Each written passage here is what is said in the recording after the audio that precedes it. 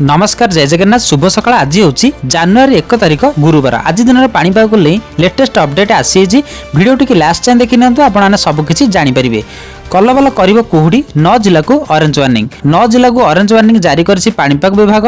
कटक खोर्धा नयगढ़ पुरी जगतसिंहपुर केन्द्रापड़ा भद्रक बालेश्वर कंधमाल को orange warning जारी कर पाणीपाग विभाग। आसंता 3 रु 4 दिन पर्यंत अति घन कुहुड़ी संभावना रही, तेणु गाड़ी नहीं जावाक थिले सतर्क होबाकू परामर्श। सेपटे आज राज्यर विभिन्न अंचल में सर्वनिम्न तापमात्रा वृद्धि पाइब बोली पाणीपाग विभाग आकलन करछि। पाणीपाग विभाग सूचना अनुसार जेउठी 2 डिग्री पर्यंत राति तापमात्रा बढ़िब तो आउ केउठी अंचल 3 डिग्री पर्यंत वृद्धि होई पारे।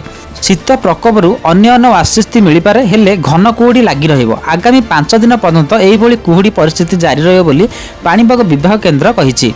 आसंता 28 और 29 तारिख में सुंदरगढ़ ढेंकानाल नयागढ़ कंधमाल और कोरापुट जिलार विभिन्न स्थान में घन कुहुड़ी देखा। पाणीपाग केन्द्र पक्षर यही समस्त जिला को येलो वार्निंग जारी कर उपकूल दक्षिण ओडिशा और आभ्यंतरण ओडिशा रे मध्य कुहुड़ी जनजीवन को प्रभावित करिवो। एपटे घु उदयगिरी राज्यर सर्वनिम्न तापमात्रा 4.4 डिग्री रेकर्ड होईछि। गतकाली सर्वनिम्न पारद 7.8 डिग्री थिला, गोटे दिन में 3.4 डिग्री पारद खसी। दुर्गम अंचल में पारद आहुरी 1 रु 2 डिग्री कम होइथिबा आकलन करा जायछि।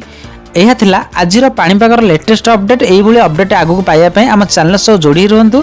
वीडियो को लाइक कर चैनल को सब्सक्राइब निश्चिंत करने। आपने वीडियो केउं जिले देखुं निश्चिंत भाव कमेंट रे जणाइबे।